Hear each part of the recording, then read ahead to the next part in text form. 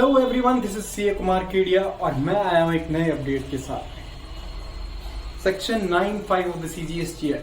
जैसे कि हम सभी को पता है कि कुछ ऐसी सप्लाईज गवर्नमेंट ने नोटिफाई कर रखी हैं कि जो अगर ई कॉमर्स ऑपरेटर के थ्रू सप्लाई की जाए तो जीएसटी की लायबिलिटी ई कॉमर्स ऑपरेटर की होगी। ऐसी कौन कौन सी सर्विसेज हैं? पहली सर्विस है अकोमोडेशन सर्विस, दूसरी है हाउसकीपिंग सर्विस, तीसरी है पैसेंजर ट्रांसपोर्ट सर्विस और चौथी बहुत इंपॉर्टेंट सर्विस रेस्टोरेंट सर्विस, जिसे कि 1 जनवरी 2022 से गवर्नमेंट ने नोटिफाई किया। अब 1 जनवरी 2022 से जो रेस्टोरेंट सर्विस नोटिफाई की है, इसका क्या मतलब है? तो फ्रेंड्स, किसी भी रेस्टोरेंट से अगर सप्लाई होती है जोमेटो स्विगी के थ्रू, तो इस केस के अंदर जोमेटो स्विगी की लायबिलिटी होगी जीएसटी पे करने की, ना कि रेस्टोरेंट की।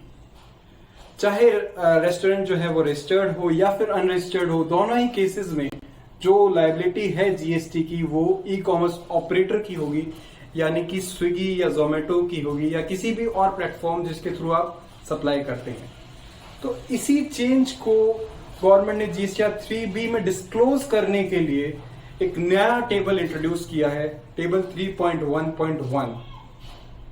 फ्रेंड्स, ऐसी सप्लाई जो कि आप ई कॉमर्स ऑपरेटर के थ्रू करते हैं वो आपको आज के बाद में टेबल 3.1.1 में डिस्क्लोज करनी होगी। एग्जाम्पल के थ्रू समझते हैं कि एक रेस्टोरेंट है जो कि अपनी सर्विसेज देता है 2 तरीके से, एक खुद के प्रेमाइसिस से और दूसरी किसी भी प्लेटफॉर्म से, मान लीजिए स्विगी से।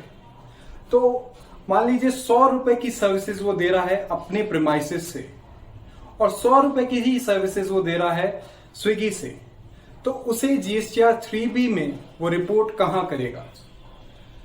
दोस्तों, अपनी खुद की जो सर्विसेज हैं उसकी वो उसे रिपोर्ट करनी होगी टेबल 3.1 के सब क्लॉज ए में, यानी आउटवर्ड सप्लाईज में, यानी कि वहां वो रिपोर्ट करेगा 100 रुपए और उस पे जो जीएसटी बनता है यानी कि 5% विदाउट आईटीसी, वो उसे वहां पे शो करेगा। और ऐसी सप्लाईज जो कि ई कॉमर्स ऑपरेटर के थ्रू वो कर रहा है उसे वो रिपोर्ट करेगा टेबल 3.1.1 के रोमन क्लॉज 2 के अंदर, जहां की हमें वो सर्विसेज रिपोर्ट करनी है जो कि हम ई कॉमर्स ऑपरेटर के थ्रू करते हैं। अब उसका टोटल टर्नओवर जो होगा उसने डिस्क्लोज किया है 100 रुपए 3.1 के सब क्लॉज ए में और 100 रुपए 3.1.1 के रोमन क्लोज 2 में, जो कि उसने ई कॉमर्स ऑपरेटर के थ्रू सप्लाई की, यानी कि उसका टोटल टर्नओवर हो गया 200 रुपए।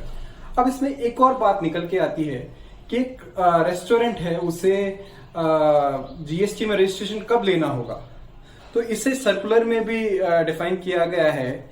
इस केस के अंदर आपको वो दोनों सप्लाईज ऐड करनी होगी जो आप खुद प्रेमाइसिस से कर रहे हैं और जो आपने ई कॉमर्स ऑपरेटर के थ्रू की है।